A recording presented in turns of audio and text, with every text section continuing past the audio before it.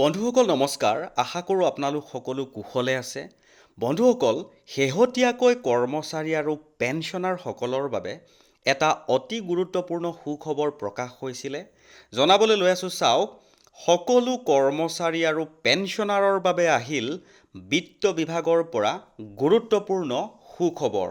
এটা গুৰুত্বপূৰ্ণ ইনফৰমেশ্যনৰ বিষয়ে অৱগত হোৱাৰ লগে লগে আপোনালোকৰ সৈতে শ্বেয়াৰ কৰিছোঁ। বন্ধুসকল, পোনে পোনেই যিখন অফিচিয়েলি নটিচ প্ৰকাশ হৈছিলে আপোনালোকৰ সন্মুখত জনাবলৈ যত্ন কৰিছোঁ, যি কৰ্মচাৰী আৰু পেঞ্চনাৰসকলৰ বাবে শেহতীয়াকৈ প্ৰকাশ হৈছিলে।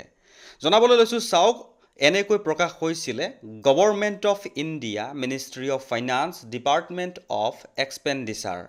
আৰু এই গুৰুত্বপূৰ্ণ যি অফিচ মেমৰেণ্ডামখন প্ৰকাশ হৈছিলে, প্ৰকাশ হোৱাৰ তাৰিখটো হ'ল 22 এপ্ৰিল 2026। আৰু ইয়াৰ ভিতৰৰ যিখিনি ছাবজেক্ট, অৰ্থাৎ আপোনালোকৰ সন্মুখত ছাবজেক্টটো জনাবলৈ যত্ন কৰিম। আৰু তাৰ পাছে পাছে যে এই গুৰুত্বপূৰ্ণ অফিচ মেমৰেণ্ডামখনৰ ভিতৰত কৰ্মচাৰী আৰু পেঞ্চনাৰসকলৰ বাবে 6টা অতি গুৰুত্বপূৰ্ণ পইণ্টছ কি উল্লেখ কৰিছে, তাৰ অসমীয়া অনুবাদ আজিৰ আপোনালোকক এই ভিডিঅ'টোৰ যোগেৰে সহজ সৰলকৈ আৰু বুজি পোৱাকৈ জনাবলৈ যত্ন কৰিম। যদি প্ৰথমবাৰৰ বাবে ভিডিঅ'টো চাই আছে বা ভিডিঅ'টো আপোনাৰ মোবাইলত আহি গৈছে, তেতিয়াহ'লে চেনেলটো ছাবস্ক্ৰাইব কৰি হাতত ৰাখিব। আগলৈকো আজিৰ দৰে এনেকুৱা কিছুমান গুৰুত্বপূৰ্ণ ইনফৰমেশ্যন পাই থাকিবলৈ সক্ষম হ'ব। বন্ধুসকল, এতিয়া আহিছোঁ আপোনালোকৰ সন্মুখত উল্লেখ কৰিবলৈ লৈছোঁ ছাবজেক্টটো, যি কৰ্মচাৰী আৰু পেঞ্চনাৰসকলৰ বাবে শেহতীয়াকৈ যোৱা 22 এপ্ৰিল তাৰিখে প্ৰকাশ হৈছিলে। Revision of rates of dearness allowance to central government employees effective from 1/1/2026। অৰ্থাৎ কৰ্মচাৰী আৰু পেঞ্চনাৰসকলৰ যি ডিএ আৰু ডিয়াৰনেছ এলাউন্স ঘোষণা কৰা হৈছিলে, সেইটো 1/1/2026 তাৰিখৰ পৰা কাৰ্যকৰী কৰাৰ কথাটো উল্লেখ কৰিছে। লগতে তেওঁলোকে 6টা অতি গুৰুত্বপূৰ্ণ ইনফৰমেশ্যন ইনক্লুড কৰিছে এই ডিয়াৰনেছ এলাউন্স বা ডিয়াৰনেছ ৰিলিফ ইনক্ৰিজ কৰাৰ সৈতে। সেই গুৰুত্বপূৰ্ণ 6টা ইনফৰমেশ্যন ইনক্লুড কৰি তেওঁলোকে অফিচিয়েল মেমৰেণ্ডামখন প্ৰকাশ কৰিছিলে। আৰু আপোনালোকৰ সন্মুখত মই গোটেইখনৰ অসমীয়া কপিটো জনাবলৈ যত্ন কৰিম, যাতে আপোনালোকে সহজতে বুজি পায়। বন্ধুসকল, পোনপ্ৰথমে দেৰি নকৰাকৈ আপোনালোকক বিষয়টোলৈকে লৈ যাবলৈ বিচাৰিছোঁ। চাওক, অফিচ মেমৰেণ্ডাম বিষয়টো হ'ল চেণ্ট্ৰেল গভৰ্ণমেণ্ট এমপ্লয়িজসকলৰ বাবে ডিয়াৰনেছ এলাউন্সৰ সংশোধনৰ হাৰ 1/1/2026 পৰা কাৰ্যকৰী।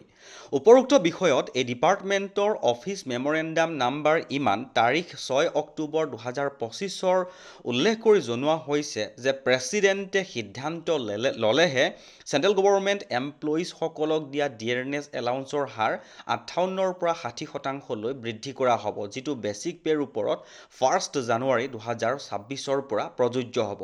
এটা অতি গুৰুত্বপূৰ্ণ ইনফৰমেশ্যন ইনক্লুড কৰিছে যে প্ৰেছিডেণ্ট অৰ্থাৎ ৰাষ্ট্ৰপতিয়ে সিদ্ধান্ত ল'লেহে এই যি হাৰ বঢ়োৱাৰ কথাটো সেয়া বৃদ্ধি কৰা হ'ব বুলি উল্লেখ কৰিছে।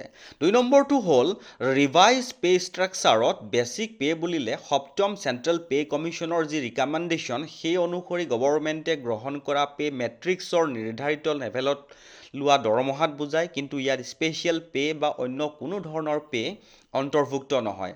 অৰ্থাৎ বেচিক পে'তহে এই যিটো ইনক্ৰিজ হ'ব, এই ইনক্ৰিজ হোৱাৰ কথাটো উল্লেখ কৰিছে। ডিয়াৰনেছ এলাউন্স অব্যাহতভাৱে ৰেমুনেৰেশ্যনৰ এটা পৃথক অংশ থাকিব আৰু FR 921ৰ অন্তৰ্গত পে হিচাপে গণ্য কৰা নহ'ব। 4 নম্বৰ পইণ্টটো হ'ল ডিয়াৰনেছ এলাউন্সৰ পৰিশোধৰ ক্ষেত্ৰত 50 পইচাতকৈ বা তাতকৈ অধিক ফ্ৰেকশ্যন থাকিলে ইয়াৰ পৰৱৰ্তী পূৰ্ণ টকাৰ পৰা ৰাউণ্ড অফ কৰা হ'ব, আৰু 50 পইচাতকৈ কম ফ্ৰেকশ্যন থাকিলে উপেক্ষা কৰা হ'ব। 50 পইচাতকৈ বেছি থাকিলে ওপৰত ৰাউণ্ড ফিগাৰ কৰি দিয়া হ'ব। ধৰি লওক 50 পইচাটোক পইচা হিচাপে নাৰাখি এটা ৰাউণ্ড ফিগাৰত ফ্ৰেকশ্যন কৰা হ'ব বুলি উল্লেখ কৰিছে। 5 নম্বৰটো হ'ল এই আদেশসমূহ ডিফেন্স ছাৰ্ভিচ এষ্টিমেটছৰ পৰা বেতন লাভ কৰা চিভিলিয়ান এমপ্লয়িজসকলৰ ক্ষেত্ৰতো প্ৰযোজ্য হ'ব, আৰু ইয়াৰ খৰচ ডিফেন্স ছাৰ্ভিচৰ এষ্টিমেটৰ প্ৰাসংগিক হেডত ধৰা হ'ব। আৰ্মছ ফ'ৰ্চ পাৰ্চনেল আৰু ৰেলৱে এমপ্লয়িৰ ক্ষেত্ৰত পৃথক আদেশ মিনিষ্ট্ৰী অফ ডিফেন্স আৰু মিনিষ্ট্ৰী অফ ৰেলৱেৰ ফালৰ পৰা জাৰি কৰা হ'ব। অৰ্থাৎ যি ডিয়াৰনেছ এলাউন্স আৰু ডিয়াৰনেছ ৰিলিফৰ কথাটো উল্লেখ কৰিছে, সেয়া আৰ্ম ফ'ৰ্চ পাৰ্চনেল আৰু ৰেলৱে এমপ্লয়ীসকলৰ কাৰণে এটা পৃথক নিৰ্দেশনা জাৰি কৰা হ'ব বুলি উল্লেখ কৰিছে। 6 নম্বৰটো হ'ল ইণ্ডিয়ান অডিট এণ্ড একাউণ্টছ ডিপাৰ্টমেণ্টৰ কৰ্মৰত ব্যক্তিসকলৰ ক্ষেত্ৰত এই আদেশ controller and auditor general of ইণ্ডিয়াৰ সৈতে পৰামৰ্শ কৰি জাৰি কৰা হৈছে, যি constitution of India article 148 clause number 5 অনুসৰি বাধ্যতামূলক। নিশ্চয়কৈ গম পাইছে, 5টা গুৰুত্বপূৰ্ণ ইনফৰমেশ্যন ইনক্লুড কৰি শেহতীয়াকৈ কৰ্মচাৰী আৰু পেঞ্চনাৰসকলৰ যি ডিয়াৰনেছ এলাউন্স আৰু ডিয়াৰনেছ ৰিলিফ 2% বৃদ্ধি কৰা হৈছিলে, তাৰ প্ৰসংগত শেহতীয়াকৈ এখন 22 এপ্ৰিল তাৰিখে অফিচ মেমৰেণ্ডাম প্ৰকাশ কৰিছিলে। বন্ধুসকল, এটা গুৰুত্বপূৰ্ণ ইনফৰমেশ্যন পোৱাৰ লগে লগে আপোনালোকৰ সৈতে শ্বেয়াৰ কৰিলোঁ। যদি ইনফৰমেশ্যনটো ভাল লাগিছে তেনেহ'লে আপুনিও এবাৰ শ্বেয়াৰ কৰি দিব বুলি